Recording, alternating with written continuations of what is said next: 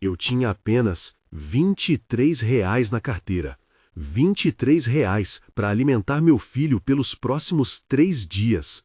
A mão de Júlia tremeu quando abriu a bolsa desgastada. O cheiro de álcool gel da farmácia invadia suas narinas enquanto a fila do caixa avançava lentamente. No carrinho de bebê ao seu lado, o pequeno Miguel, de apenas 8 meses, dormia inquieto, ainda febril mesmo depois do remédio que ela acabara de comprar. R$ 15 pelo antibiótico. Sobravam 8 para o mercado. Mas o que aconteceu nos próximos 5 minutos mudaria tudo. O senhor à sua frente remexia os bolsos com desespero, cabelos brancos despenteados, mãos calejadas, tremendo enquanto contava moedas sobre o balcão. A farmacêutica a esperava com expressão impaciente. R$ 47, disse ela apontando para a caixa de remédio para o coração. Mas no mês passado custava 32. A voz do idoso saiu quebrada. Júlia sentiu o peito apertar.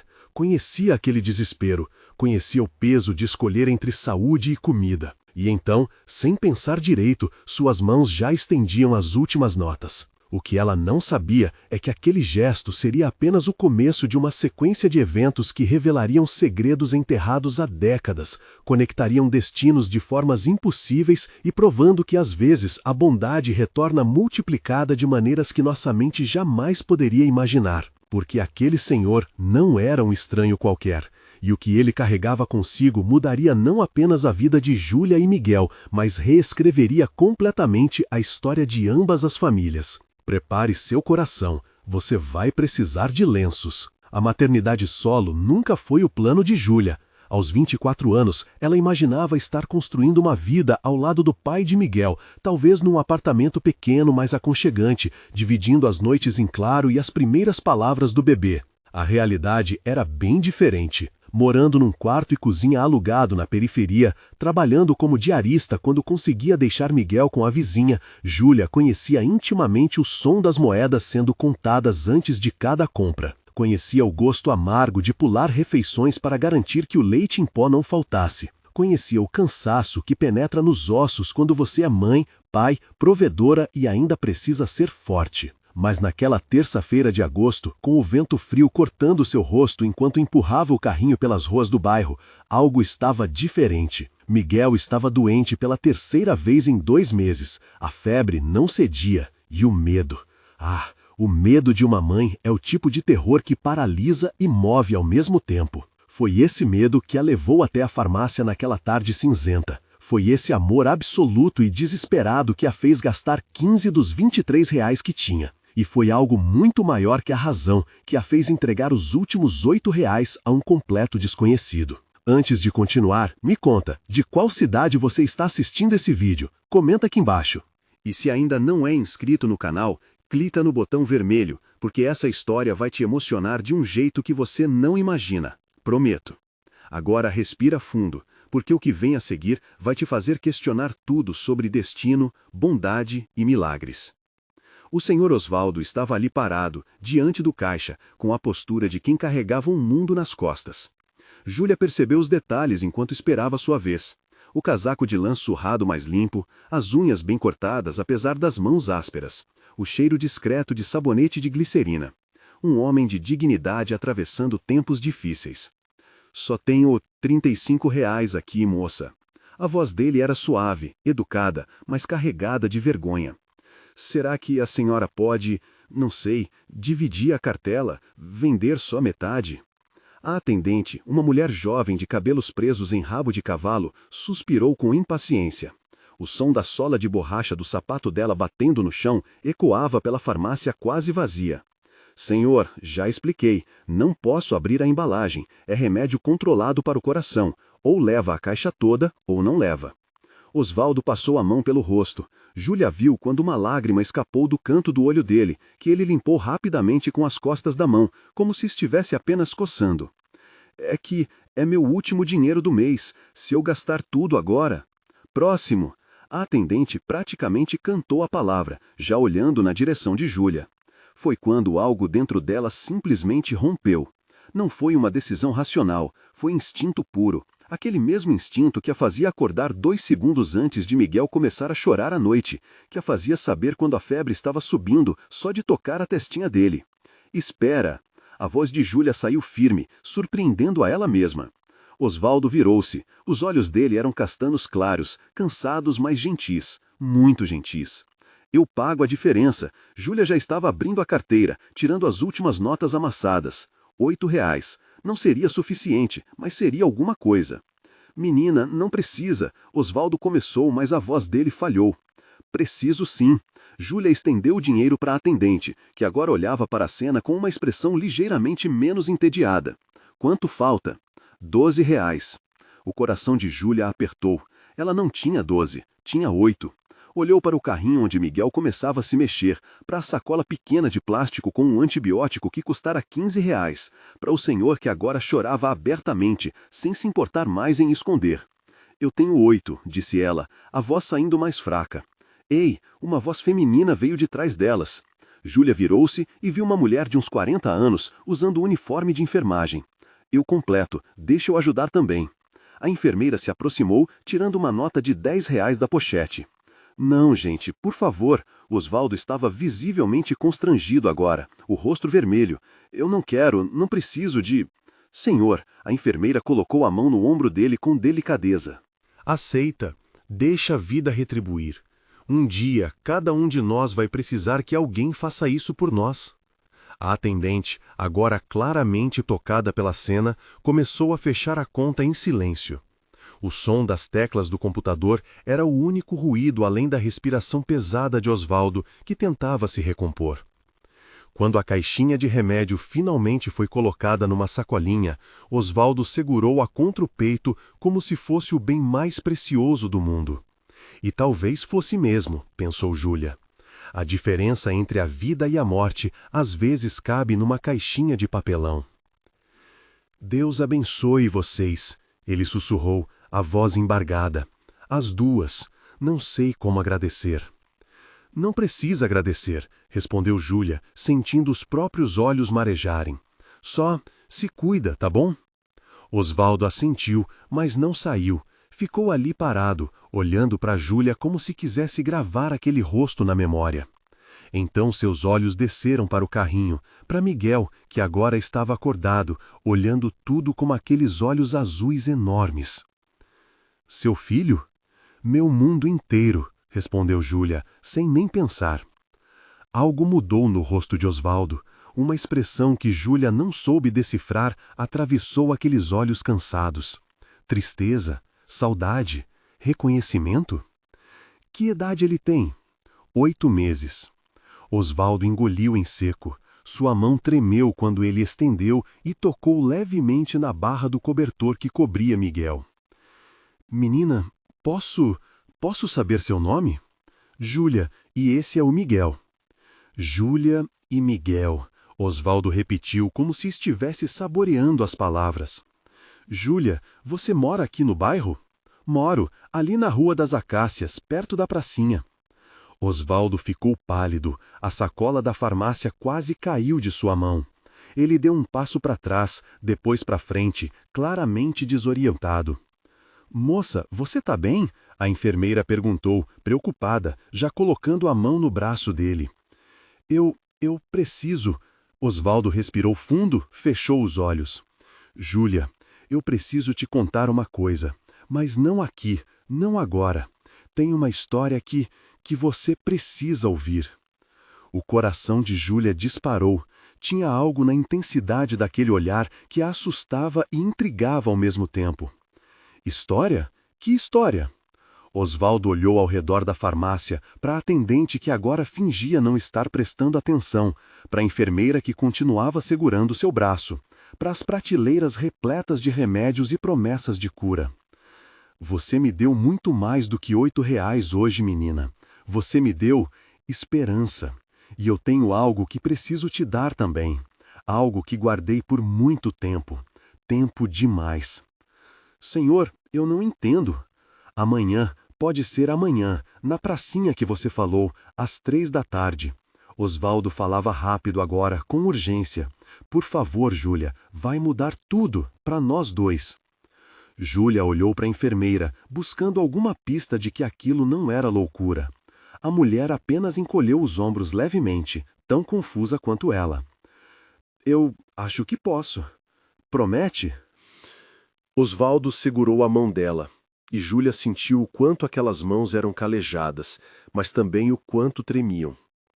Promete que vai estar lá? Prometo. Osvaldo soltou um suspiro tão profundo que parecia vir de um lugar muito antigo dentro dele. Acenou com a cabeça, apertou a sacola contra o peito novamente e caminhou em direção à porta. Antes de sair, virou-se uma última vez. Júlia? Sim? Você tem os olhos da sua avó, exatamente iguais. E então ele saiu, deixando Júlia paralisada, com o coração martelando no peito e 1000 perguntas explodindo na sua cabeça.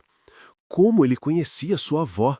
E o que diabos aquele homem tinha para contar que mudaria tudo? Júlia não conseguiu dormir. Deitada no colchão fino que dividia o quarto minúsculo com o berço de Miguel, ela encarava o teto rachado, enquanto a luz amarelada do poste da rua entrava pela janela sem cortina. O barulho dos carros passando na avenida ao longe era constante, mas ela já havia se acostumado. Era o silêncio que a assustava. E naquela noite, o silêncio dentro da sua cabeça era ensurdecedor. Você tem os olhos da sua avó. Como Osvaldo conhecia sua avó? A avó Carmen havia morrido 6 anos atrás, quando Júlia tinha apenas 18.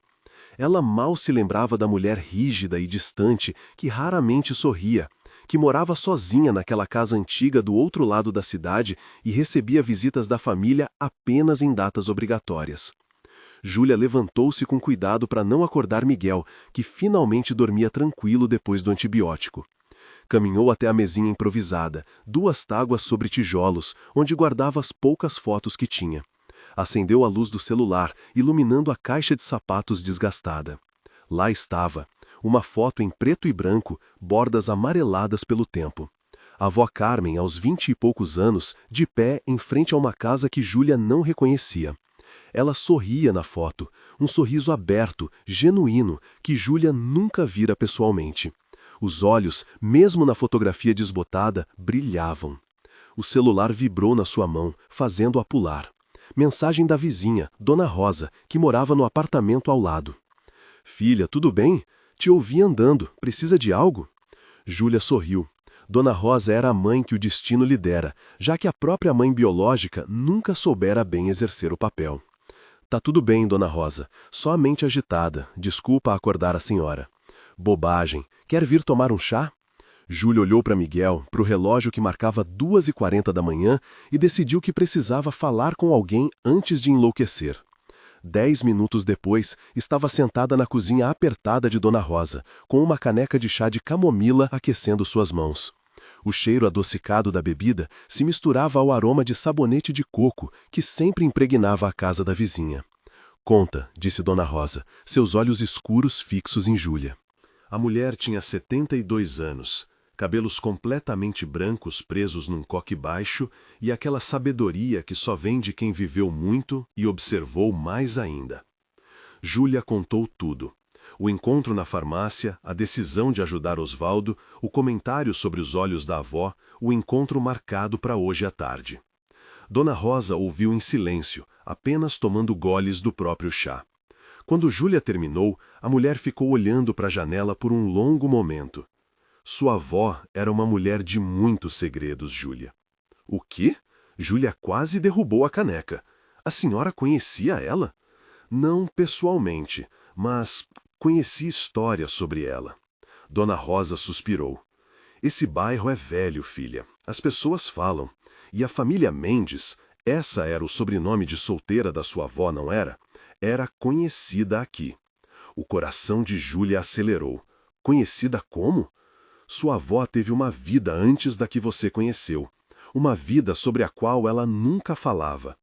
Dona Rosa levantou-se, foi até um armário velho e voltou com uma caixa de biscoitos de polvilho. Ofereceu para Júlia, que recusou com um gesto. Houve um escândalo, nos anos 60, se não me engano. Carmen era muito jovem, tinha uns 20 anos. Ela estava noiva de um rapaz da família dela, casamento arranjado, como era comum na época. Mas o quê? Júlia estava na ponta da cadeira. Ela engravidou, e não era do noivo. O mundo pareceu girar. Engravidou, mas minha mãe só nasceu nos anos 70. Exatamente. Dona Rosa mordeu um biscoito lentamente. Esse não foi sua mãe, foi antes. Uma gravidez que ninguém da família quis assumir. O bebê dizem que foi dado para adoção imediatamente após o nascimento. Carmen foi mandada para longe por meses, voltou magra e calada e casou-se com seu avô 6 meses depois. Nunca mais tocaram no assunto. Júlia sentiu náusea. Ela teve um filho antes da minha mãe? Um filho que ninguém nunca mencionou? As famílias daquela época faziam isso, filha. Escondiam, fingiam que nunca aconteceu. Dona Rosa segurou a mão de Júlia. E o pai dessa criança nunca souberam quem era, ou fingiram que não sabiam. Dona Rosa, a voz de Júlia saiu trêmula. A senhora acha que esse Osvaldo... Não sei, filha, não sei, mas acho que amanhã você vai descobrir. Elas ficaram em silêncio por um tempo. O relógio da cozinha de Dona Rosa fazia um tic-tac hipnótico. Um carro passou buzinando lá fora. O mundo continuava girando, alheio às revelações que explodiam dentro daquela cozinha pequena. Júlia. Dona Rosa apertou a mão dela. Seja qual for a história desse homem, lembra uma coisa. Você não deve nada a ninguém. Você tem sua vida, seu filho, suas escolhas. O passado pode nos explicar, mas não precisa nos definir. Júlia assentiu, mas sabia que não seria tão simples. Algo havia se rompido naquela farmácia, como se uma porta há muito trancada tivesse se aberto. E ela sabia, com aquela certeza que vem das vísceras, que sua vida estava prestes a mudar completamente. Quando voltou para o apartamento, o céu já começava a clarear. Miguel se mexia no berço, prestes a acordar para a mamadeira da madrugada. Júlia pegou o bebê no colo, sentiu o peso quentinho dele contra seu peito, respirou o cheiro de bebê, que era a coisa mais reconfortante do mundo. Mamãe vai descobrir umas coisas hoje, meu amor, sussurrou no ouvidinho dele. E não sei se estou pronta, mas a gente nunca está pronto para as coisas importantes da vida, né? Miguel arrotou em resposta, fazendo Júlia rir apesar de tudo. Ela preparou a mamadeira, sentou na única cadeira do quarto, e enquanto o filho mamava com aquele barulhinho guloso, Júlia deixou as lágrimas finalmente caírem. Chorou pela avó que nunca conheceu de verdade. Chorou pelo filho que aquela mulher teve que abandonar. Chorou pela própria mãe, que cresceu sem saber que tinha um irmão em algum lugar. E chorou por si mesma, pela menina que sempre se sentiu deslocada na própria família, e que agora talvez entendesse o porquê. O sol nasceu devagar sobre o bairro. As janelas foram se acendendo uma a uma. O padeiro da esquina abriu as portas. A vida recomeçava como sempre, indiferente aos terremotos pessoais de cada um. Júlia olhou para o relógio. 7 da manhã. 8 horas até o encontro que mudaria tudo. E ela não fazia ideia do quão profundo o buraco de coelho realmente era. Às 2:30 da tarde, Júlia já estava na pracinha. Chegara cedo demais, movida por uma ansiedade que fazia suas pernas tremerem. Miguel estava no carrinho, entretido com um chocalho de plástico colorido, alheio à tempestade que se formava no peito da mãe. A pracinha era pequena, cercada por casas antigas. Tinha 3 bancos de madeira pintados de verde, um balanço enferrujado e uma gangorra que há muito não via crianças. Júlia escolheu o banco mais afastado, embaixo de uma jabuticabeira que sombreava o chão com manchas de luz filtrada. O cheiro de terra molhada ainda persistia da chuva da madrugada. 2 pardais brigavam por migalhas perto da lixeira. Uma senhora passou com sacolas de mercado, cumprimentou Júlia com um aceno e seguiu seu caminho. 3 horas, 3:05, 3:10. Júlia começou a achar que Osvaldo não viria, que tudo tinha sido um delírio, uma conexão que ela inventara na própria cabeça. Talvez o velho estivesse apenas confuso, perturbado pelos remédios e... Júlia! Ela virou-se tão rápido que quase derrubou a bolsa.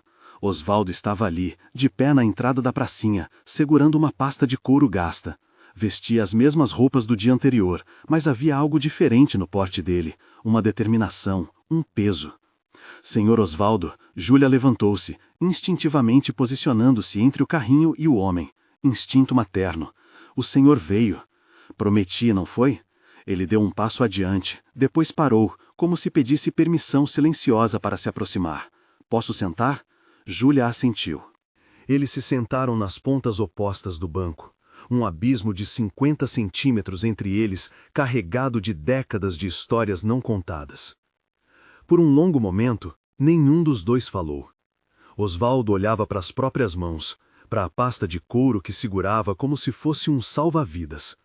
Júlia observava o perfil dele, o nariz aquilino, as rugas profundas ao redor dos olhos, a forma como ele respirava devagar, se preparando. Eu não sei por onde começar, ele disse finalmente, a voz rouca.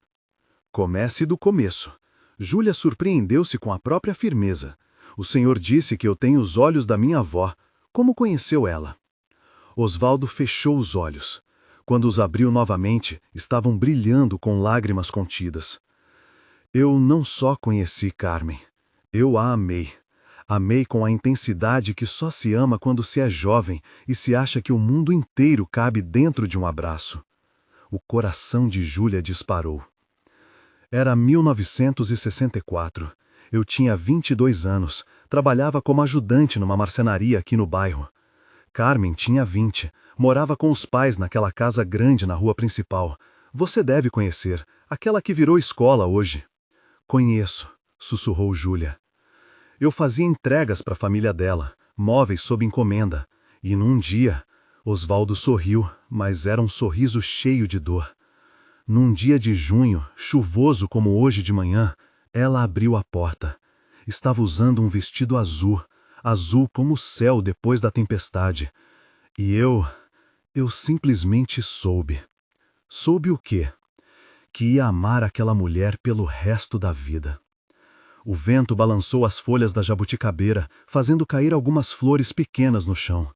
Miguel fez um barulhinho, e Júlia automaticamente balançou o carrinho, sem tirar os olhos de Osvaldo. Começamos a nos encontrar escondido. Era impossível, você entende? Eu era pobre, filho de operário. Ela era da família Mendes, tinha estudos, futuro arranjado. Mas o amor não entende de classes sociais. Ela engravidou, Júlia disse, não como pergunta, mas como confirmação. Osvaldo assentiu, uma lágrima finalmente escapando. Engravidou. E quando descobrimos, foi como se o mundo desabasse. Eu quis assumir, quis casar com ela, enfrentar a família inteira se precisasse. Mas Carmen, ela tinha medo. Medo do que fariam comigo, medo do que fariam com ela. O que aconteceu com o bebê? A pergunta ficou suspensa no ar. Osvaldo abriu a pasta de couro com mãos trêmulas. Tirou de dentro uma foto antiga, protegida em plástico. Nasceu em novembro de 1964. Um menino. Cabelo preto como o meu, olhos como os da Carmen. Osvaldo entregou a foto para Júlia. Eu vi ele apenas uma vez. Carmen foi mandada para casa de uma tia em outra cidade. Quando voltou, o bebê não estava mais com ela. Júlia olhou para a foto. Uma mulher muito jovem, claramente Carmen, apesar da qualidade ruim da imagem, segurando um bebê embrulhado em cobertores. A expressão no rosto dela era de dor pura. Ele foi adotado, continuou Osvaldo, por uma família de outra cidade. Foi tudo feito às pressas, sem documentação adequada. Na época, essas coisas aconteciam assim. Você entregava a criança e nunca mais sabia dela. E o senhor? O senhor nunca procurou? Procurei. A voz dele saiu quebrada. Deus sabe que procurei. Mas não tinha nome, não tinha registro adequado. A família de Carmen pagou muito bem para garantir que todas as pontas ficassem soltas. E eu era um ninguém. Um marceneiro pobre que teve a ousadia de tocar numa moça de família. Osvaldo tirou mais papéis da pasta. Júlia viu cartas amareladas, recortes de jornal, documentos oficiais com carimbos desbotados. Passei 40 anos procurando meu filho, Júlia. 40 anos. Juntei dinheiro quando podia, contratei pessoas quando tinha como, segui pistas que não levavam a lugar nenhum. E então... Ele parou, respirou fundo. E então, 3 anos atrás, finalmente encontrei uma pista sólida. O senhor encontrou ele? Encontrei que ele havia falecido, 2 anos antes de eu chegar até a informação. Osvaldo limpou o rosto com as costas da mão. Tinha 39 anos quando foi embora. câncer, rápido, disseram. Deixou uma viúva e uma filha pequena. O mundo pareceu parar. Júlia sentiu o sangue congelar nas veias. Suas mãos começaram a tremer tanto que ela quase derrubou a foto. Uma filha? Ela repetiu, a voz praticamente inaudível. Osvaldo virou-se para ela, e naqueles olhos castanhos claros, Júlia viu a resposta antes mesmo que ele falasse. Seu pai, Júlia. O nome dele era Antônio. Antônio Silva. Morreu quando você tinha 3 anos. Você não se lembra dele porque sua mãe preferiu que você não soubesse muita coisa sobre ele. As lágrimas desceram pelo rosto de Júlia sem controle. O mundo girava, nada fazia sentido, tudo fazia sentido. Você é meu... Seu avô. Osvaldo estendeu a mão trêmula, tocou levemente o joelho de Júlia. Sou seu avô, menina, e passei os últimos 3 anos procurando você. O choro que saiu de Júlia veio de um lugar que ela nem sabia que existia. Era dor, era alívio, era raiva, era amor, era tudo ao mesmo tempo. Osvaldo a puxou num abraço e ela deixou. Deixou-se ser abraçada por aquele homem que era um estranho e ao mesmo tempo era sangue do seu sangue. Miguel começou a chorar também, como se sentisse a emoção da mãe. Júlia se afastou, pegou o bebê no colo e quando se virou novamente para Osvaldo, viu que ele olhava para o menino com uma expressão de puro encantamento. Posso? Osvaldo estendeu os braços. E Júlia, sem saber bem porquê, colocou seu filho nos braços do avô que acabara de descobrir. Mas a história estava longe de terminar, porque o que Osvaldo não contara ainda era o verdadeiro motivo pelo qual procurar Júlia havia se tornado uma questão de vida ou morte. Miguel parou de chorar no instante em que Osvaldo pegou no colo. O velho segurou o bebê com uma delicadeza surpreendente, apoiando a cabecinha com firmeza, balançando suavemente como quem nunca esqueceu o ritmo. Seus olhos não se desviavam do rostinho de Miguel, estudando cada detalhe como quem lê um livro sagrado. Ele é a cara do meu Antônio quando bebê, sussurrou Osvaldo, a voz embargada. Os mesmos olhos azuis, a mesma covinha no queixo. Júlia limpou as próprias lágrimas, tentando processar tudo aquilo. Tinha um avô que procurou por ela durante anos. E, de repente, a sensação de ser invisível, de não pertencer a lugar nenhum, que a acompanhara pela vida inteira, fazia um pouco mais de sentido. Senhor Osvaldo, me chama de vô. Ele sorriu através das lágrimas. Por favor, preciso ouvir isso antes de... Ele parou abruptamente, a frase morrendo no ar. Júlia sentiu um frio percorrer a espinha. Antes de quê?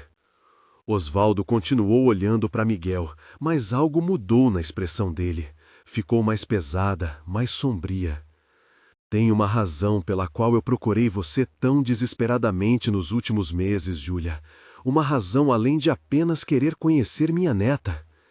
Ele devolveu Miguel para ela, pegou novamente a pasta de couro e tirou um envelope pardo. Dentro havia documentos médicos, carimbos de hospitais, exames com palavras que Júlia não entendia completamente. Estou doente, disse ele sem rodeios. Câncer no pâncreas, estágio avançado. O mundo pareceu esvaziar de ar. O quê? Mas os remédios ontem, você disse que era pro coração. É pro coração também. Tenho as duas coisas. Uma tentando me matar mais rápido que a outra. Osvaldo deu uma risada amarga. O médico me deu 6 meses. E isso foi há 4. Não, Júlia segurou a mão dele, apertou forte. Não, não pode ser. Eu acabei de te encontrar. Acabamos de nos encontrar. Por isso mesmo eu estava tão desesperado ontem na farmácia, menina. Cada dia conta, cada hora conta. E quando você me ajudou daquele jeito, sem me conhecer, sem esperar nada em troca, Osvaldo fechou os olhos. Soube na hora, soube que era você. A bondade da Carmen, o coração do meu Antônio, tudo numa pessoa só. Você já se inscreveu no canal? Porque essa história está só começando e você não vai querer perder nenhum detalhe. Júlia não conseguia parar de chorar. Era injusto demais. Encontrar alguém que pertencia a ela, que a fazia sentir menos sozinha no mundo, apenas para descobrir que o tempo estava roubando essa pessoa também. Tem que ter tratamento, tem que ter alguma coisa aqui. Júlia, Osvaldo apertou a mão dela. Já não há mais nada a fazer. E eu fiz as pazes com isso. Vivi 79 anos. Não foram todos felizes, mas foram meus. O que me dói é não ter tempo suficiente com você, com ele. Osvaldo olhou para Miguel. Meu bisneto. Que palavra linda. Bisneto. Eles ficaram em silêncio por um tempo. O sol estava mais baixo agora, pintando o céu de tons alaranjados. Algumas crianças chegaram à pracinha, enchendo o ar com risadas e gritos. A vida continuava, indiferente. Por que minha mãe nunca me contou nada sobre meu pai? Júlia perguntou finalmente. Por que escondeu tudo? Sua mãe, ela tinha raivas próprias, Júlia. Quando Antônio descobriu que era adotado, foi atrás da história dele. Descobriu sobre Carmen, sobre mim, sobre como fomos separados. Ficou furioso. Sentiu-se rejeitado, não amado. Osvaldo suspirou fundo. Ele procurou por Carmen quando você tinha uns 2 anos. Foi até a casa dela. Houve uma discussão terrível. Carmen não soube lidar com a situação, negou tudo, disse que ele estava enganado. Antônio saiu de lá destruído. Meu Deus! Ele adoeceu pouco depois. E quando morreu, sua mãe, ela culpou Carmen. Culpou a mim, que ela nem conhecia. Culpou toda essa história. Então, decidiu enterrar tudo. Fingir que nunca existiu. E me deixou sem saber de nada, Júlia completou, sentindo a raiva crescer no peito. Me deixou crescer achando que não tinha ninguém. Você tem alguém agora. Osvaldo tocou o rosto dela com delicadeza. Tem a mim, pelo tempo que eu tiver. E tem... Ele hesitou, como se estivesse decidindo se devia ou não continuar. Tem o quê? Osvaldo voltou à pasta, dessa vez tirando um envelope diferente. Branco, sem identificação. Dentro havia uma chave e um papel com um endereço escrito à mão. Trabalhei a vida inteira, Júlia. Fui marceneiro, depois abri minha própria oficina pequena. Nunca fui rico, mas sempre guardei. Sempre poupei. Porque, no fundo, acho que sabia. Sabia que um dia encontraria alguém para quem deixar tudo isso. Senhor Osvaldo, eu não quero seu dinheiro. Eu só quero... Não é só dinheiro. Ele colocou a chave na mão dela. É uma casa. A casa onde morei esses últimos 40 anos. Pequena, mas quitada, com 3 quartos, quintal, uma jabuticabeira igual a essa aqui. Osvaldo apontou para a árvore sobre eles. Plantei eu mesmo, há 30 anos. Sempre imaginei um neto brincando embaixo dela. Júlia olhou para a chave. Pesada, real, impossível. Eu não posso aceitar isso. Pode e vai. Osvaldo foi firme agora. Porque não tenho mais ninguém, Júlia. Não casei depois da Carmen. Não tive outros filhos. Você e Miguel são tudo o que tenho. E essa casa, ela está esperando por vocês há mais tempo do que você imagina. Mas o senhor ainda mora lá, ainda precisa. Preciso de pouco agora. Vou para uma casa de repouso semana que vem. Cuidados paliativos. Lá eles vão me manter confortável até o final. Osvaldo falou com uma calma assustadora. A casa está vazia, esperando por vocês. Está limpa, mobiliada, com geladeira cheia. Fui lá ontem depois da farmácia e deixei tudo pronto. Ontem? Mas como o senhor sabia que... Não sabia, mas esperava, rezava. E quando você me ajudou, quando vi seus olhos, soube que minhas orações tinham sido ouvidas. Júlia não sabia o que dizer. Era tudo demais, rápido demais, real demais. Tem uma última coisa. Osvaldo tirou um envelope menor, mais fino. Cartas. São cartas que Carmen me escreveu antes de tudo desabar. Antes do bebê, antes da separação. Cartas de amor que guardei todos esses anos. Ele entregou o envelope para Júlia. Quero que você as leia, para conhecer quem sua avó realmente foi. Não a mulher amarga que você conheceu, mas a menina que ela era quando amava sem medo. Júlia segurou os envelopes, a chave e olhou para o homem à sua frente, seu avô, que procurou por ela durante anos, que estava morrendo, que estava lhe dando uma casa, uma história, um pertencimento. Por que está fazendo tudo isso? Por que está me dando tudo? Osvaldo sorriu, e dessa vez foi um sorriso completo, genuíno, que iluminou o rosto inteiro dele. Porque ontem, numa farmácia, uma mãe solteira me deu os últimos R$ 8 que ela tinha, sem me conhecer, sem esperar nada em troca. E eu percebi que o amor que eu e Carmen compartilhamos, ele não morreu, ele continuou, passou pelo Antônio, chegou em você, e agora está nesse menino aqui. Ele tocou levemente a bochecha de Miguel. E esse tipo de amor precisa ser honrado. O sol estava se pondo agora, pintando tudo de dourado. E ali, naquele banco de madeira verde, embaixo de uma jabuticabeira, 3 gerações se encontraram. Passado, presente e futuro, finalmente reunidos. Mas nem tudo são flores, porque alguém estava observando. E essa pessoa não estava nada feliz com essa reunião. A mulher na esquina da pracinha baixou o celular lentamente. Tinha cabelos grisalhos presos num penteado elegante, roupas caras e uma expressão que misturava choque e fúria.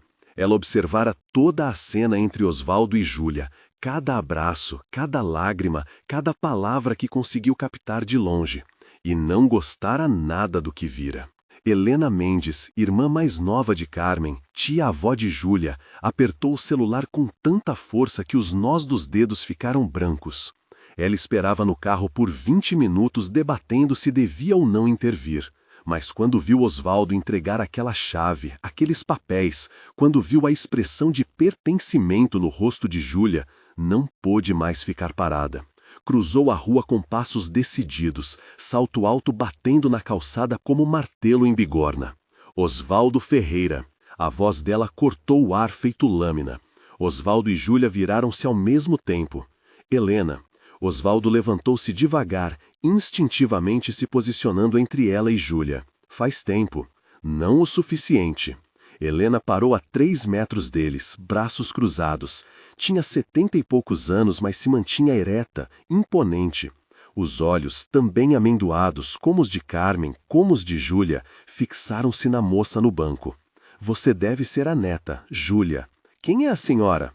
Júlia apertou Miguel contra o peito, sentindo perigo naquela mulher apesar de não entender de onde vinha. Sou sua tia-avó, irmã da sua avó Carmen. Helena deu um passo adiante.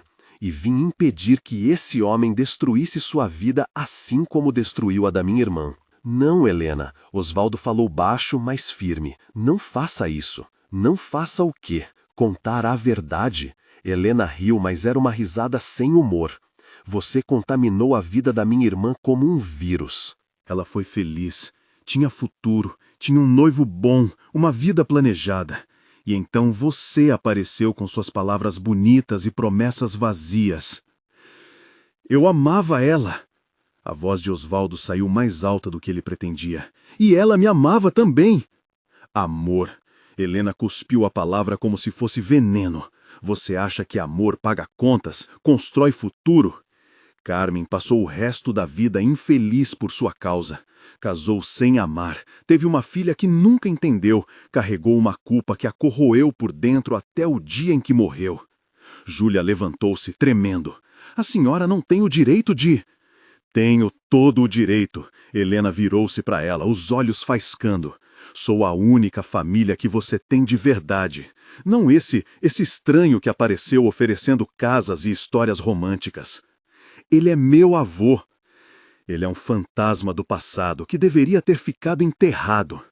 Helena respirou fundo, tentando se acalmar.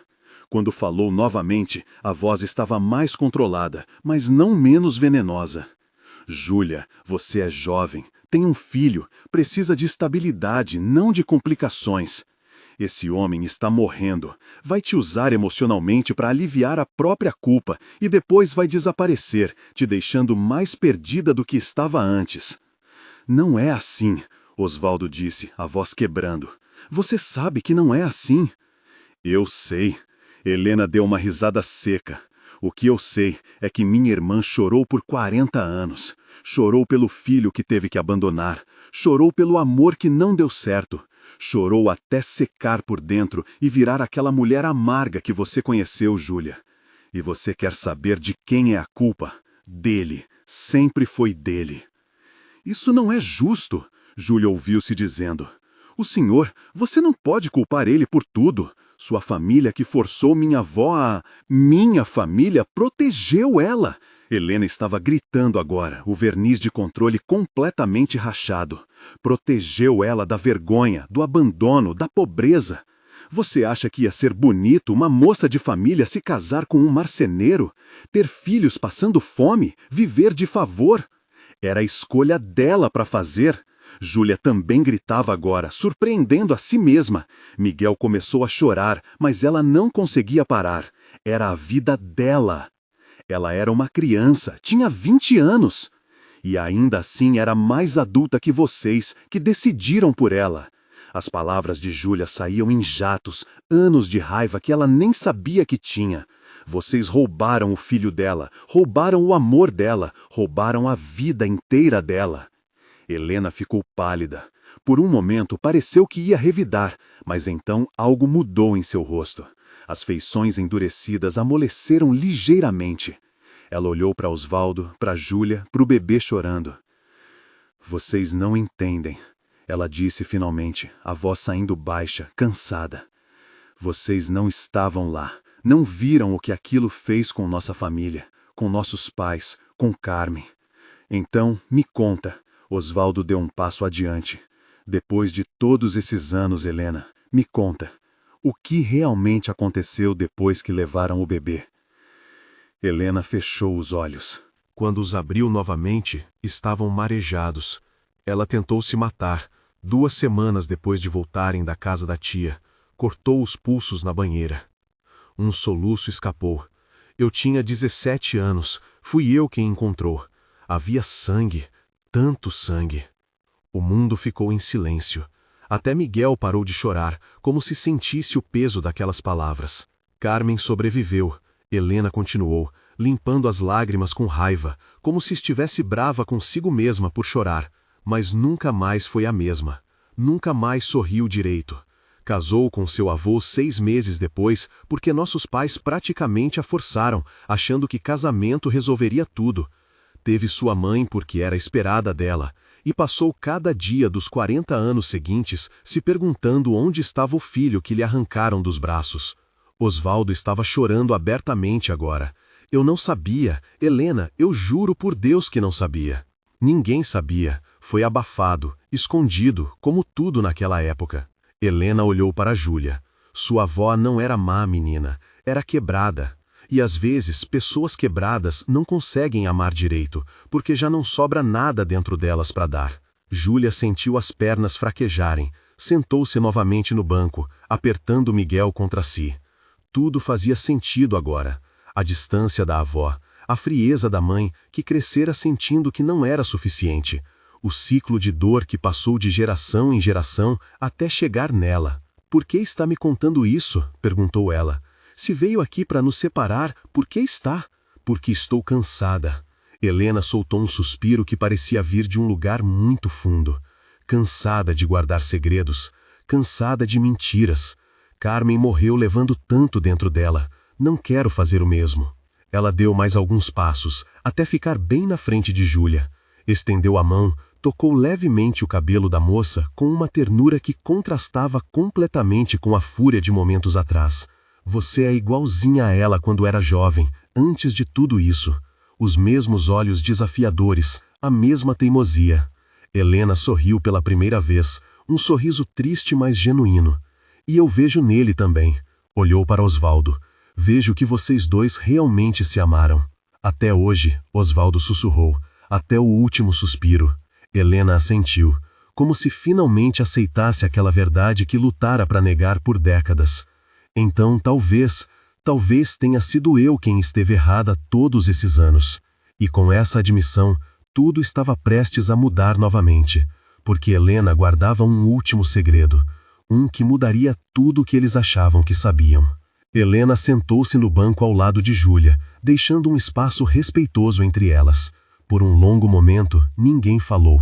O som da pracinha, crianças brincando, pássaros cantando, o vento nas folhas, criavam uma trilha estranha para aquele encontro tenso. Tem uma coisa que vocês precisam saber, Helena disse finalmente, olhando para as próprias mãos. Sobre Carmen, sobre o que realmente aconteceu nos últimos anos dela. Helena sentou-se no banco ao lado de Júlia, deixando um espaço respeitoso entre elas. Por um longo momento, ninguém falou.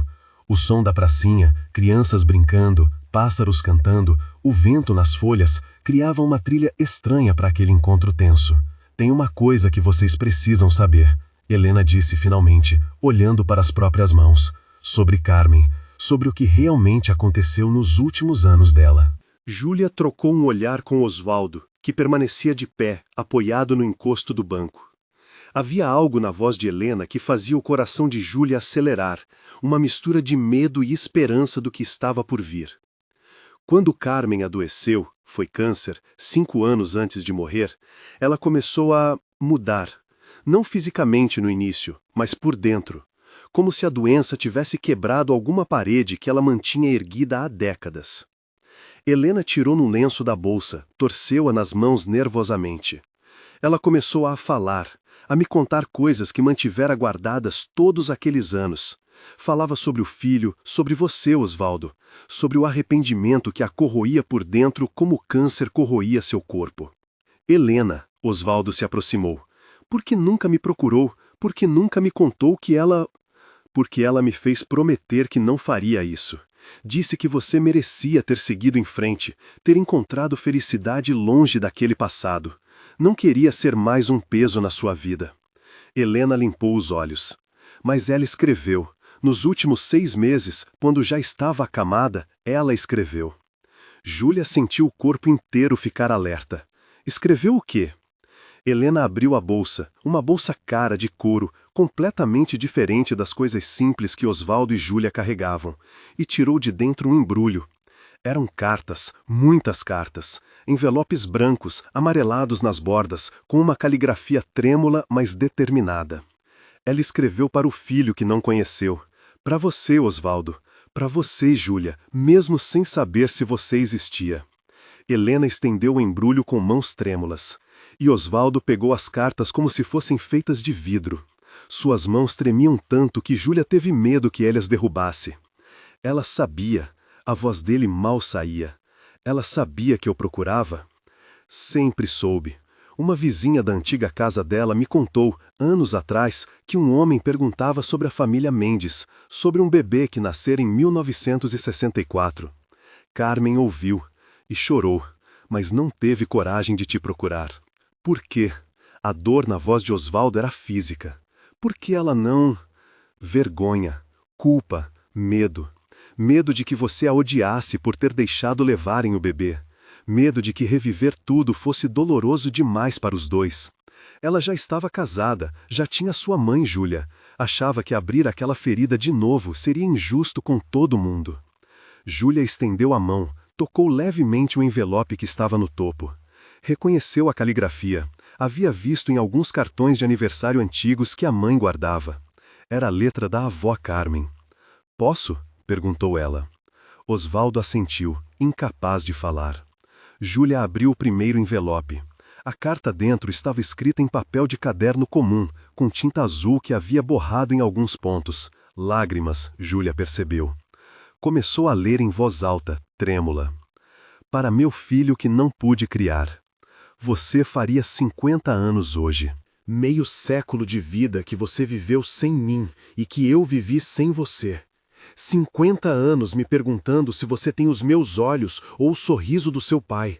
Se você gosta de ler como eu gostava. Se você encontrou felicidade. Dizem que o tempo cura. É mentira. O tempo apenas te ensina a viver com a dor. Como se aprende a andar com uma pedra no sapato. Você continua, mas nunca esquece que ela está lá. Me perdoa, meu filho. Perdoa sua mãe covarde que não teve força para lutar por você. Que deixou que me convencessem de que você estaria melhor longe de mim. Eles mentiram. Eu sempre soube que mentiram. Mas quando você nasceu, quando te segurei por aqueles 5 minutos antes de te levarem, eu estava tão quebrada que acreditei na mentira, porque era mais fácil que enfrentar a verdade. A verdade é que te amei, Amo, amarei até meu último suspiro e além dele. Sua mãe, que nunca mereceu te chamar assim, Carmen. Silêncio absoluto caiu sobre a pracinha. Até as crianças pareciam ter se calado, como se o mundo inteiro parasse para honrar aquela dor. Osvaldo desmoronou. Não havia outra palavra para descrever. Seus joelhos cederam e ele caiu sentado no chão, as mãos cobrindo o rosto, soluços profundos sacudindo seu corpo inteiro. Júlia desceu do banco, ajoelhou-se ao lado dele, passou os braços ao redor dos ombros trêmulos do avô. Helena juntou-se a eles, e ali ficaram os três, num abraço estranho, mas necessário, chorando por uma mulher que amou errado, mas amou forte, que viveu com culpa, mas morreu tentando fazer as pazes. Tem mais, Helena disse quando conseguiu falar novamente. Tem uma carta especificamente para você, Osvaldo, e uma para você, Júlia. Ela separou 2 envelopes do resto. Um tinha escrito, para Osvaldo, o amor que não morreu, e outro, para minha neta, se ela existir. Osvaldo pegou o seu primeiro, respirou fundo 3 vezes antes de conseguir abrir. Leu em silêncio, os olhos correndo pelas linhas, as lágrimas caindo em pingos grossos no papel. Quando terminou, estendeu a carta para Júlia, sem dizer nada. Ela leu. Osvaldo, se você está lendo isso, significa que Helena cumpriu a promessa. Significa que você e minha neta se encontraram, e isso me enche de uma paz que não senti em 50 anos. Eu te amei, Osvaldo, nunca parei. Cada homem que conheci depois foi comparado a você e achou faltando. Cada noite por 40 anos eu sonhei com aquele verão de 1964, quando éramos jovens e tolos e achávamos que amor seria suficiente. Não foi, mas não foi culpa sua, foi minha. Fui eu quem não teve coragem. Se existe vida depois da morte, como dizem, estarei esperando por você do outro lado. Esperando para finalmente viver o resto da vida que nos roubaram nessa. Esperando para te pedir perdão de joelhos e ouvir você dizer que está tudo bem. Cuida da nossa neta, se ela deixar. Dá a ela o amor que não conseguimos dar ao nosso filho. Quebra esse ciclo de dor que começou conosco. Até nos encontrarmos novamente, sua Carmen. Ela assinou, sua Carmen. Osvaldo sussurrou, tocando as palavras com reverência. Depois de tudo, ela ainda era minha. Júlia pegou o envelope com seu nome. As mãos tremiam tanto que Helena teve que ajudá-la a abrir. A carta dentro era mais curta. Querida neta, não sei se você existe. Não sei se Antônio teve filhos, mas torço agora que sim. Torço para que o amor que eu e Osvaldo criamos tenha seguido adiante, através das gerações, mesmo torto, mesmo machucado. Se você estiver lendo isso, quero que saiba, você não carrega culpa nenhuma. O peso que sua mãe carregou, que eu carreguei, termina com você. Seja livre, menina. Ame sem medo. Lute por quem você ama. Não cometa meus erros. E se você conhecer Osvaldo, se o destino juntar vocês, dá um abraço nele por mim. Diz que eu sinto falta. Diz que eu sempre senti. Com o amor de quem não teve chance de te conhecer, sua avó Carmen. Júlia dobrou a carta cuidadosamente, guardou-a junto ao coração. Olhou para Osvaldo, para Helena, para Miguel que dormia pacificamente no carrinho, alheio às tempestades emocionais dos adultos ao redor. Ela nos deu uma missão, Júlia disse, a voz firme apesar das lágrimas. Disse para quebrar o ciclo. E vamos quebrar. Osvaldo levantou-se com esforço, ajudado por Júlia. Vamos quebrar começando agora. E enquanto o sol se punha completamente, tingindo o céu de rosa e rosa, nenhum deles imaginava que a parte mais difícil dessa jornada ainda estava por vir.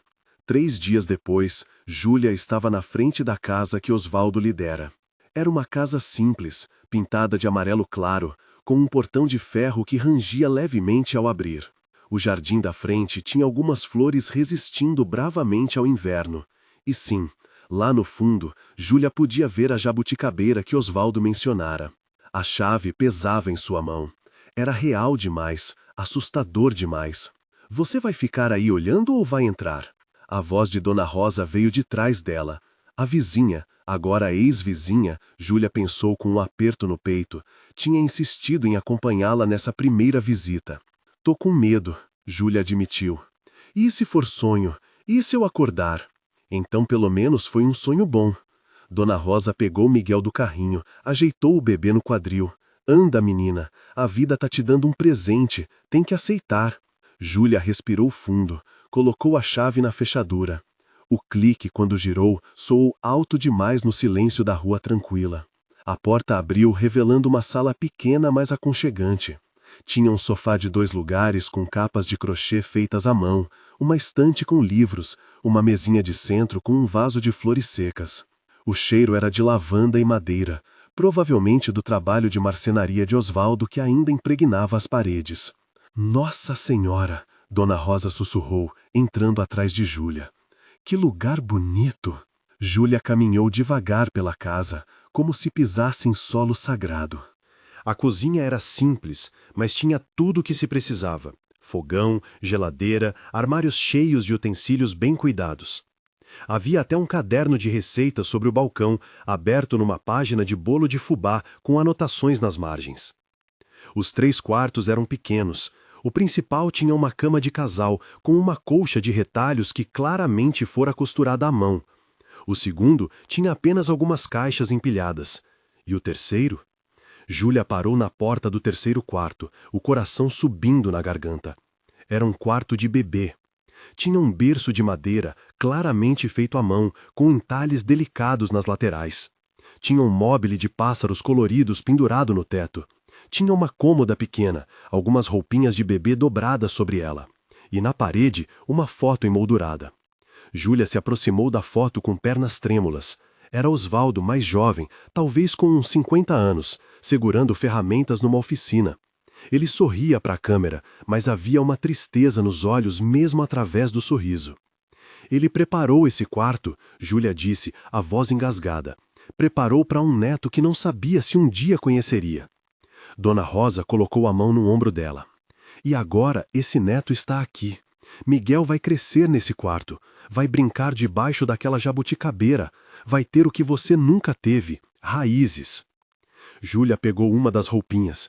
Era um macacão amarelo de tricô, minúsculo, feito para bebê de poucos meses.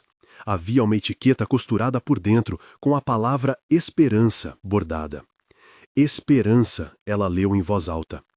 É o que esse homem teve todos esses anos, Dona Rosa disse. Esperança de que um dia isso aqui faria sentido. Elas voltaram para a sala. Júlia colocou Miguel no sofá, cercado de almofadas, e começou a explorar a estante. Havia fotos antigas em porta-retratos. Osvaldo jovem, Carmen jovem, várias fotos que ela devia ter dado a ele antes de tudo desmoronar. Uma foto do que Júlia assumiu ser Antônio, seu pai, adolescente, rindo para a câmera. E lá, numa moldura de prata, uma foto mais recente. Júlia a pegou, estudou. Osvaldo ao lado de um homem de uns 40 anos que tinha os olhos dela, o mesmo queixo, o mesmo sorriso meio torto. Meu pai, ela sussurrou. Tinha uma data escrita atrás da foto. Setembro de 2018, 3 anos atrás. Osvaldo tinha encontrado Antônio pouco antes dele morrer. Eles se conheceram, Júlia percebeu, as lágrimas voltando. Pelo menos tiveram isso. Na estante de baixo havia uma caixa de madeira com as iniciais OF entalhadas na tampa. Júlia a abriu. Dentro havia mais fotos, algumas cartas amareladas, recortes de jornal e um diário. Ela pegou o diário. Couro marrom gasto, páginas amareladas. Abriu numa página aleatória. 15 de março de 1987. Hoje faria 23 anos que meu filho nasceu. Me pergunto se ele sabe que existe um pai em algum lugar pensando nele. Se ele sente falta de algo que nem sabe que perdeu. Comprei tinta hoje. Vou pintar o quarto que reservei para ele. Sei que é loucura. Sei que ele provavelmente nunca vai ver. Mas preciso fazer algo com essa esperança que não morre, mesmo quando tudo diz que deveria. Júlia folheou o diário. Décadas de entradas, aniversários imaginados, especulações sobre como o filho estaria, orações, esperanças, dor. E então, nas últimas páginas, uma mudança de tom. 3 de agosto de 2018. Encontrei meu filho. Seu nome é Antônio. Ele tem meus olhos, o sorriso da Carmen, e está doente. Passamos 3 horas conversando. 3 horas de uma vida inteira, comprimidas em uma tarde. Ele está bravo, tem todo o direito, mas também está curioso, quer saber, quer entender. Mostrei as fotos da Carmen. Ele chorou, eu chorei. 2 homens adultos sentados num banco de praça chorando feito crianças perdidas. Marcamos de nos ver de novo na próxima semana. Ele disse que tem uma filha pequena, Júlia, 2 anos, olhos como os da Carmen. Vou conhecer minha neta. Júlia olhou a data da próxima entrada. 2 semanas depois. E depois dela, páginas em branco. Ele morreu antes, ela percebeu, a voz quebrando. Meu pai morreu antes deles se verem de novo, antes de eu conhecer meu avô. Mas você está conhecendo agora, Dona Rosa disse firmemente. O timing foi o que tinha que ser, Júlia. Nem antes, nem depois, agora. Um barulho na porta fez as 2 se virarem. Osvaldo estava ali, apoiado no batente, mais magro do que há 3 dias. O tratamento paliativo estava cobrando seu preço. Achou a casa bonita? Ele perguntou, entrando devagar. Júlia largou o diário, correu para ele, abraçou-o com força. Ele era tão frágil agora, como se fosse quebrar nos braços dela. Por que fez tudo isso? Ela perguntou contra o ombro dele. Por quê? Porque tive uma vida inteira para me preparar para você chegar. Osvaldo afagou os cabelos dela. E porque amor não desperdiçado nunca, menina. Pode demorar décadas para encontrar seu lugar, mas sempre encontra. Eles ficaram ali abraçados, enquanto Dona Rosa discretamente saía para dar privacidade, levando Miguel para ver a jabuticabeira no quintal. Quanto tempo? Júlia perguntou, embora soubesse que não queria ouvir a resposta.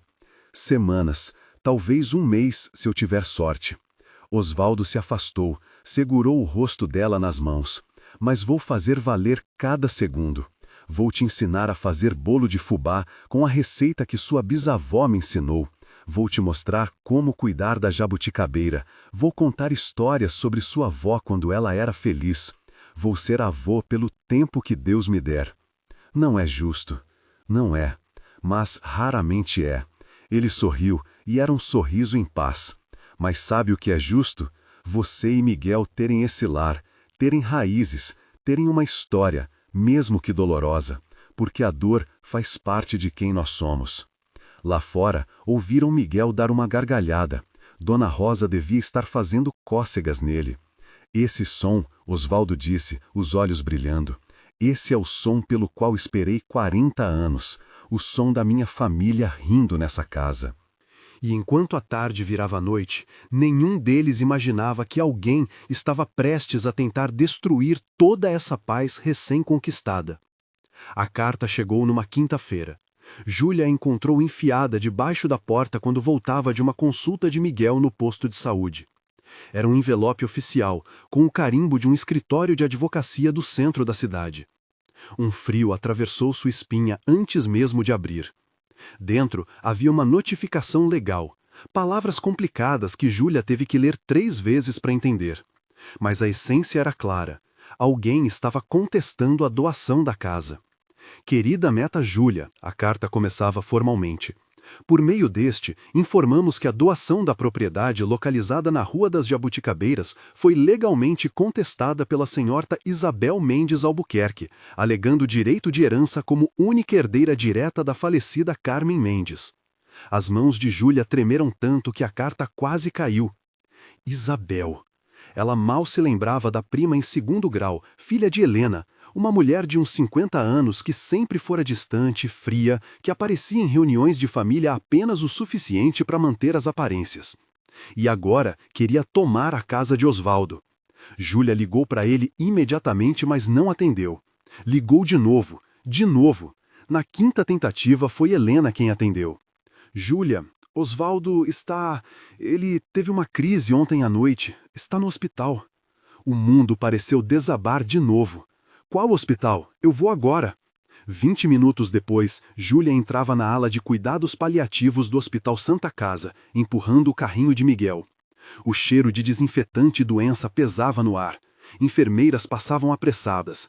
Um bip constante de monitores criava uma trilha sonora opressiva. Osvaldo estava no quarto 304.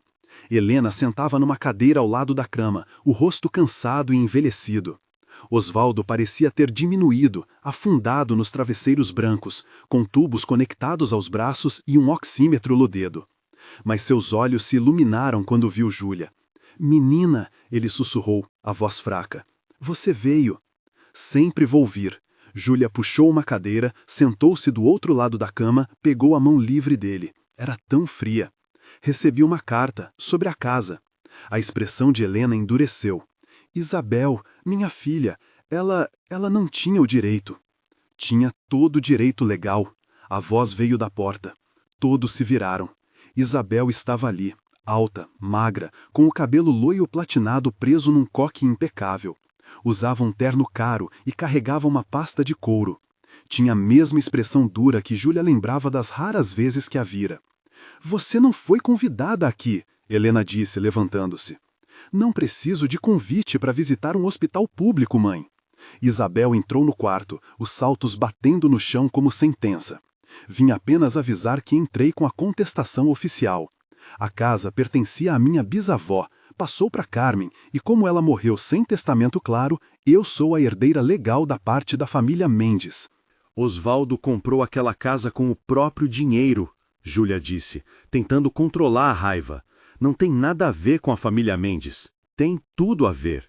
Vocês realmente acham que eu não sei da história toda? Do filho ilegítimo, da relação escandalosa?" Isabel riu, mas era um riso sem humor. "Eu cresci ouvindo as fofocas sussurradas. E quando descobri que esse homem aqui estava doando uma propriedade valiosa para uma desconhecida qualquer..." "Ela não é desconhecida", Osvaldo falou, tão baixo que todos tiveram que se inclinar para ouvir. "Ela é minha neta." "Ela é nada legal, não no papel que importa." Isabel tirou documentos da pasta. "Não há registro de paternidade do Antônio ligando ele a você. Não há papel nenhum conectando Júlia a você legalmente. É apenas história.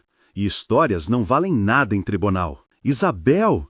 Helena estava gritando agora. "Como você pode ser tão prática, tão realista?" Isabel virou-se para a mãe. "Você mesma me criou assim, mãe. Me ensinou que família protege o que é seu. E aquela casa vale mais de R$500 mil. Tá achando que vou deixar passar para uma estranha que apareceu do nada só porque um velho doente ficou sentimental? Sai daqui!" Júlia levantou-se, a voz tremendo de raiva. "Sai agora, antes que eu te ponha para fora. Você não tem autoridade aqui." Isabel cruzou os braços. "E não tem direito àquela casa. Meus advogados vão garantir isso. Gente, comenta aqui embaixo força para Júlia pra gente mandar energias positivas. Essa história tá de reviravolta, né?" Osvaldo tentou sentar-se na cama, mas o esforço foi demais.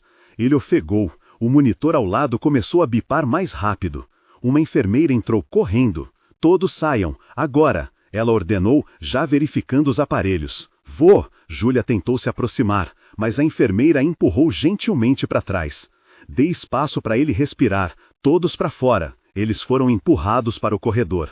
Isabel saiu por último, guardando os papéis com uma expressão de satisfação que fez o estômago de Júlia revirar. "Você vai receber a citação oficial em 3 dias, Isabel disse, ajeitando a pasta debaixo do braço. "Sugiro que arranje um advogado. Você vai precisar."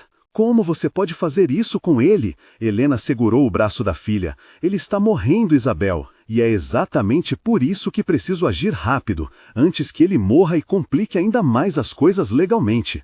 Isabel se soltou. "Não é pessoal, mãe. É negócio. Você me ensinou isso também." Isabel foi embora, os saltos ecoando pelo corredor até desaparecer na curva. Júlia encostou-se na parede, as pernas falhando. Miguel começou a chorar no carrinho, sentindo o estresse da mãe. Helena sentou-se numa cadeira de plástico do corredor, o rosto nas mãos. "Sinto muito", Helena disse. "Sinto tanto. Criei ela assim. Criei ela com essa dureza que achei que protegeria ela do mundo. E acabei criando alguém sem coração. A casa não importa", Júlia disse. "Embora a mentira doeça ao sair, o que importa é ele." "Mas importa sim, filha. Importa porque é a última coisa que ele pode te dar. É o símbolo de tudo que ele construiu esperando por você. E minha filha quer roubar isso. A porta do quarto se abriu. A enfermeira saiu, a expressão séria. Ele está estabilizado, mas o estresse não fez bem. Vocês precisam mantê-lo calmo. Ela olhou diretamente para Júlia. Ele está pedindo por você. Só você. Júlia entrou no quarto com as pernas bambas. Osvaldo olhava para o teto, os olhos úmidos.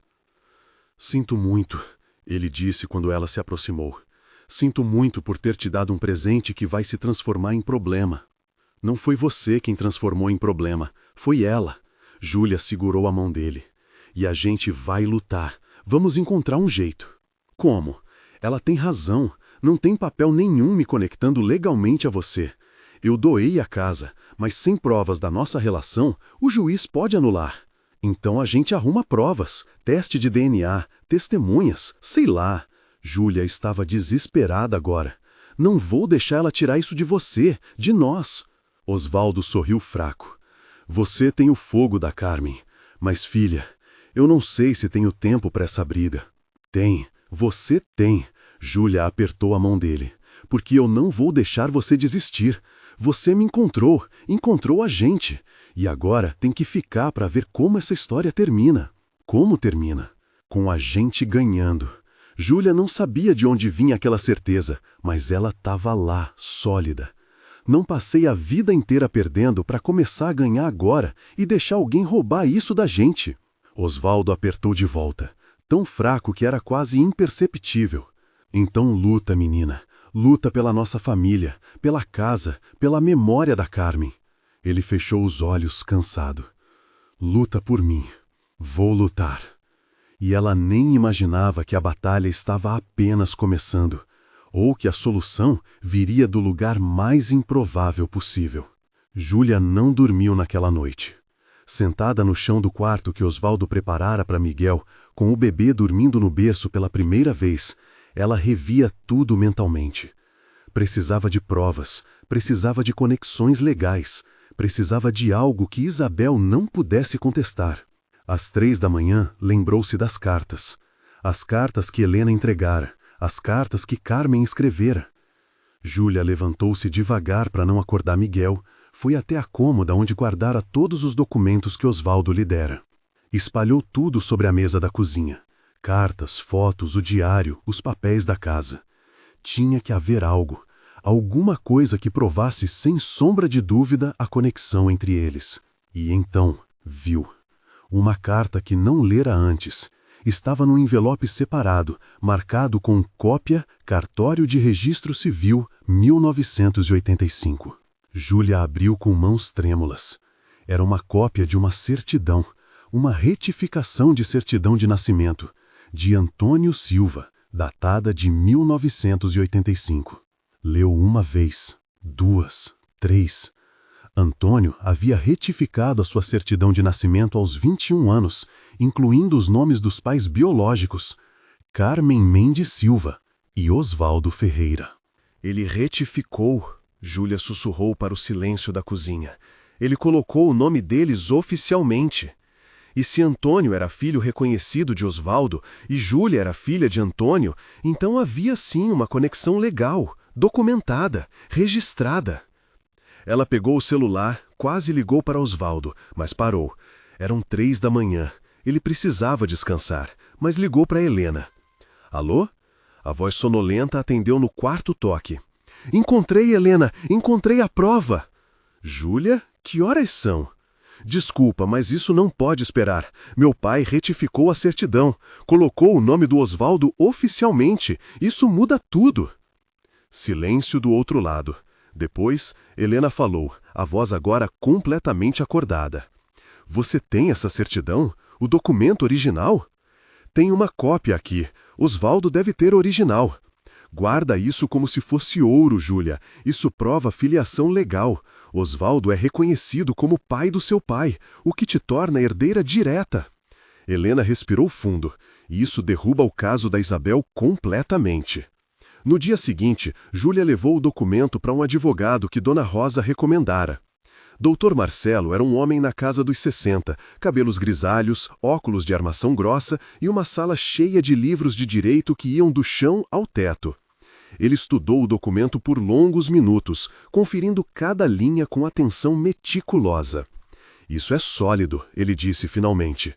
Com essa retificação, há uma linha direta de parentesco legalmente reconhecida. Osvaldo para Antônio, Antônio para você. A doação da casa é perfeitamente legal e Isabel não tem base para contestação. Tem certeza? Júlia mal podia acreditar. Absoluta. Vou preparar uma resposta legal à contestação dela. Com isso aqui, o caso nem vai a julgamento, vai ser arquivado. Júlia sentiu como se pudesse voar. Saiu do escritório com Miguel no colo e foi direto para o hospital. Osvaldo estava acordado, parecendo um pouco melhor que no dia anterior. Helena estava lá também, e ao ver a expressão de Júlia, levantou-se. Você contou para ele? Júlia perguntou. Quis esperar você fazer isso. Júlia se aproximou da cama, segurou a mão de Osvaldo e contou tudo.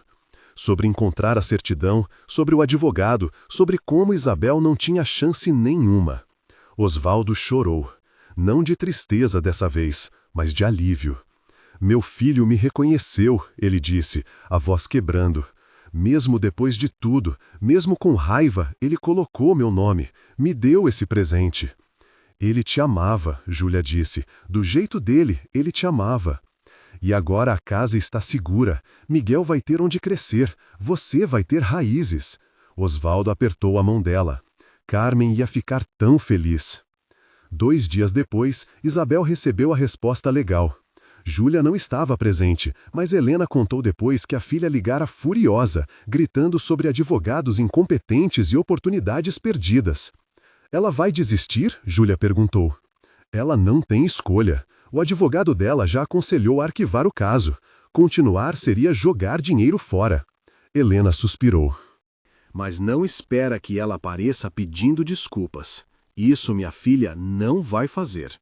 E não fez. Mas Júlia descobriu que não precisava de desculpas. A vitória em si já era suficiente. Na semana seguinte, Osvaldo recebeu alta temporária do hospital.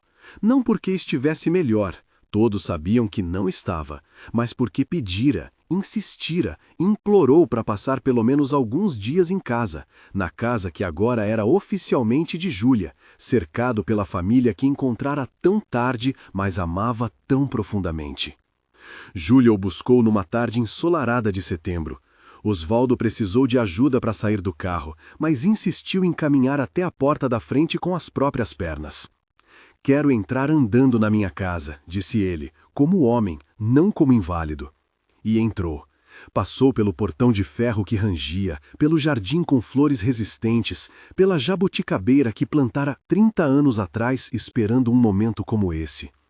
Júlia tinha preparado a casa, limpado tudo, colocado flores frescas nos vasos, preparado o bolo de fubá seguindo a receita que ele lhe ensinara. O cheiro doce enchia a casa inteira. Você fez o bolo, Osvaldo disse sorrindo. Fiz, e ficou bom, acho. Pelo menos não queimou. Se não queimou, já é vitória. Ele riu, um som que Júlia percebeu que não ouvia há dias. Eles passaram a tarde na varanda dos fundos, onde Osvaldo insistira em sentar. Dali conseguia ver a jabuticabeira inteira, o quintal espaçoso onde Miguel, que agora engatinhava, explorava cada canto com curiosidade de bebê. Olha ele, Osvaldo disse, observando o bisneto. Olha como é curioso, como é vivo, como é perfeito. É perfeito mesmo. Júlia estava sentada no degrau da varanda, encostada na perna da cadeira onde Osvaldo sentava. E vai crescer sabendo de onde veio. Vai crescer com história, com raízes, com amor. Isso é tudo que eu queria. Osvaldo passou a mão pelos cabelos dela, como o avô que faz com neta desde sempre. Que essa dor toda, no final, tivesse servido para alguma coisa boa. Helena chegou no fim da tarde, trazendo um ensopado que fizera. Dona Rosa apareceu logo depois com uma torta. E ali, naquela varanda, com o sol se pondo devagar, eles jantaram como família. Uma família estranha, montada com pedaços quebrados, colada com amor tardio, mas verdadeiro, mais família.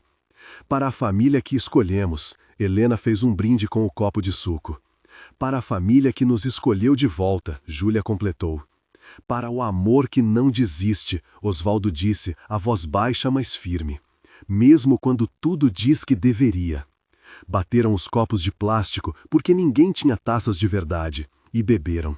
E naquele momento, com Miguel rindo no colo de Dona Rosa, com Helena e Júlia trocando histórias, com Osvaldo observando tudo com um sorriso no rosto cansado, mas feliz, a vida finalmente fazia sentido. Mas o tempo é cruel com quem está feliz, e a despedida se aproximava mais rápido do que qualquer um queria admitir. Osvaldo durou mais 3 semanas. 3 semanas preciosas, onde Júlia aprendeu a fazer não só bolo de fubá, mas também broa de milho, pão caseiro e aquele arroz com pequi que ele insistia ser segredo de família. 3 semanas onde ele contou histórias sobre Carmen, sobre a juventude dele, sobre cada móvel que fizera ao longo da vida. 3 semanas onde ele ensinou Miguel a reconhecer o som do seu nome, mesmo que o bebê fosse pequeno demais para realmente entender.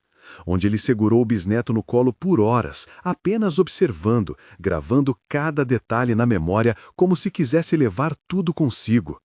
3 semanas que precisavam ter sido 3 anos, 3 décadas, uma vida inteira, mas eram o que tinham, e Júlia jurou para si mesma que faria cada segundo valer. Na última semana, Osvaldo piorou rapidamente. Passou de andar com ajuda para não conseguir sair da cama. A dor que ele tentava esconder ficou impossível de ignorar. E numa quinta-feira cinzenta de outubro, quando as primeiras chuvas de primavera começavam a cair, ele chamou Júlia. "Preciso te dar uma coisa", disse ele, a voz tão baixa que ela precisou se inclinar para ouvir. "O que é, vô?" Ele sorriu ao ouvir a palavra. Nunca se cansava de ouvir. "Na garagem, coberta com um lençol, no fundo." Júlia foi até a garagem confusa. Havia algo grande ali coberto com um lençol velho. Ela puxou o tecido, revelando o que estava embaixo. Era um berço. Mas não qualquer berço. Era a coisa mais linda que Júlia já vira. Madeira de lei trabalhada com delicadeza de artista. Entalhes intricados nas laterais, mostrando cenas de natureza, pássaros, flores, uma jabuticabeira. O trabalho de uma vida inteira de um marceneiro mestre. Havia uma placa de bronze pequena fixada numa lateral. "Para Miguel, com amor do bisavô que esperou muito tempo para te conhecer." Júlia caiu de joelhos ali mesmo na garagem, chorando sobre aquele berço que devia ter levado meses para ficar pronto. Meses de trabalho secreto, de esperança transformada em madeira, de amor entalhado em cada detalhe. Ela voltou correndo para o quarto. "O berço", foi tudo o que conseguiu dizer. "Comecei quando soube que você existia. Trabalhava nele cada noite depois que os médicos me mandavam descansar." Osvaldo sorriu fraco. Tinha que terminar. Tinha que deixar algo permanente para ele. Algo feito pelas minhas mãos, do meu coração. "É a coisa mais linda que já vi. Não é tão bom quanto eu fazia antigamente. As mãos tremem agora, a visão não é mais a mesma." Osvaldo tossiu, e Júlia viu manchas de sangue no lenço que ele levou à boca. "Mas é o melhor que consegui dar a ele. É perfeito. É arte, vô. É amor em forma de madeira." Osvaldo fechou os olhos, parecendo aliviado. "Então já posso ir em paz." "Não." Júlia segurou a mão dele. "Ainda não. Por favor." "Filha." Ele abriu os olhos novamente, e neles havia uma aceitação serena. "Tô cansado. Tão cansado. E já fiz o que vim fazer. Encontrei vocês, dei a casa, conheci meu bisneto, fiz o berço. Não tem mais nada me prendendo aqui." "Eu te prendo. Miguel te prendo. E eu vou estar sempre com vocês. Cada vez que você fizer aquele bolo de fubá, cada vez que Miguel dormir naquele berço, cada vez que vocês sentarem debaixo da jabuticabeira." Osvaldo apertou a mão dela com uma força surpreendente. "A gente não precisa estar vivo para estar presente, Júlia. O amor fica, sempre fica." Ele pediu para ver Miguel uma última vez. Júlia trouxe o bebê, colocou-o nos braços fracos do bisavô.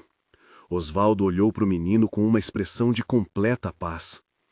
Você vai crescer forte, ele sussurrou para Miguel, que o encarava com aqueles olhos azuis imensos. Vai crescer sabendo que veio de amor. Amor complicado, amor tardio, amor que teve que lutar para existir, mas amor mesmo assim. Ele beijou a testinha do bebê, depois o devolveu para Júlia. Chama Helena, ele pediu. Helena chegou 15 minutos depois, ofegante de ter corrido.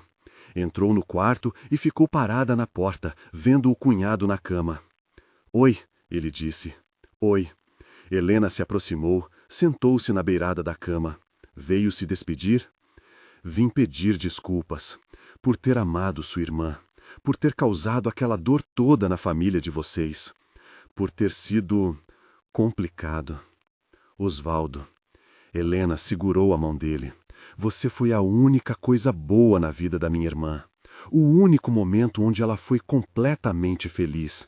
Não pede desculpas por isso. Ela era feliz comigo.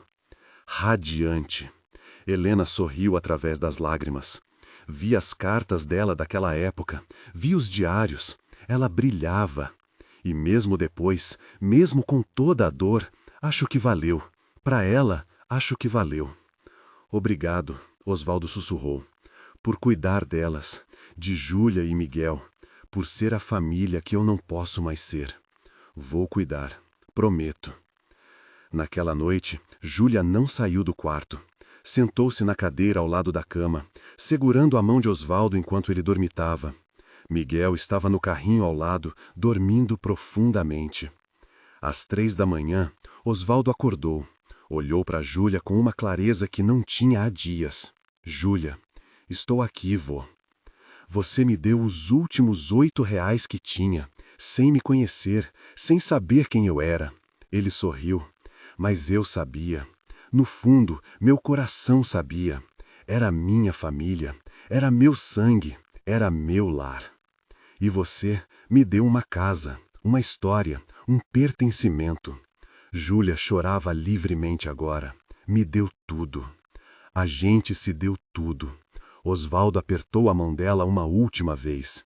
E isso é o que o amor faz. Dá tudo, sem medo, sem condições.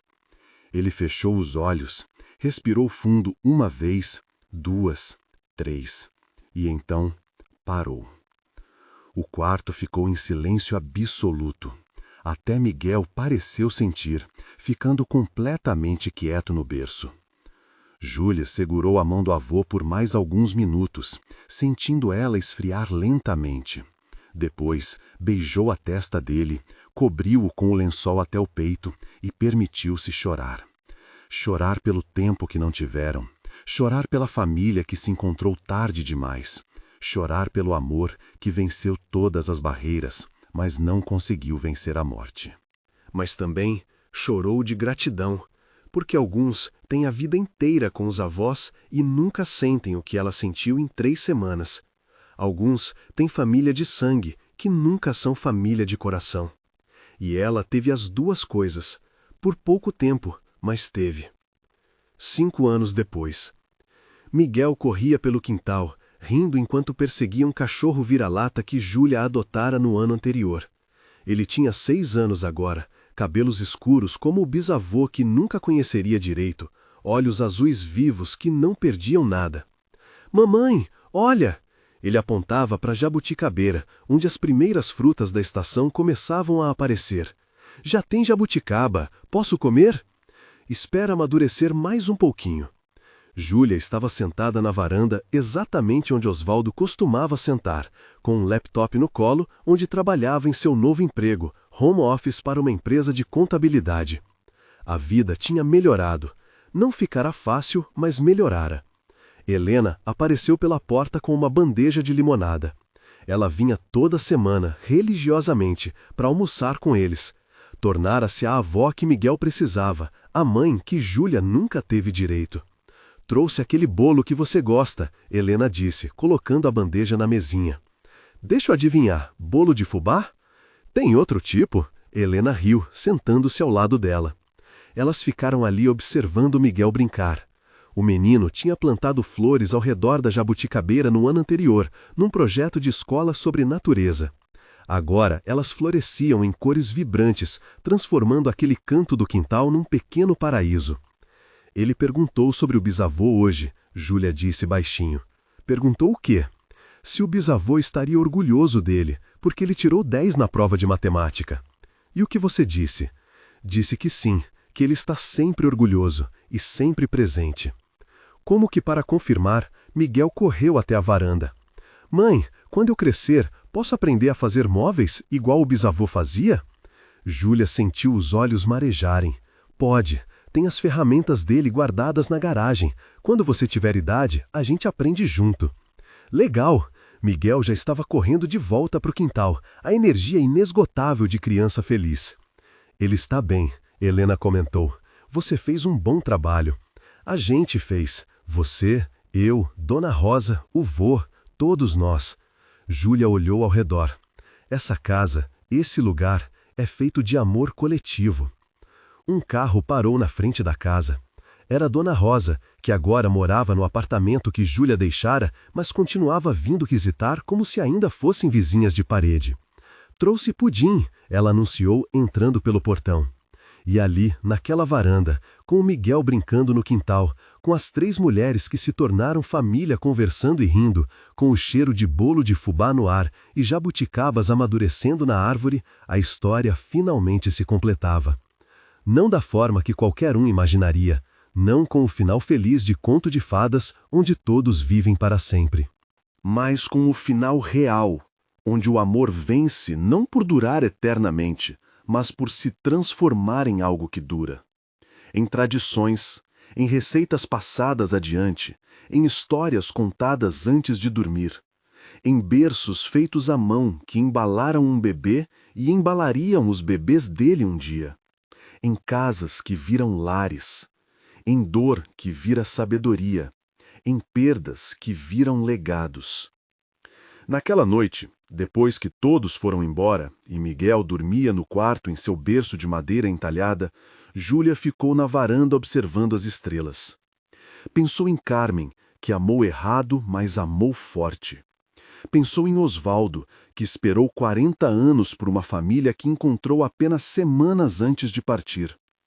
Pensou em Antônio, o pai que mal conheceu, mas que a conectava a tudo isso.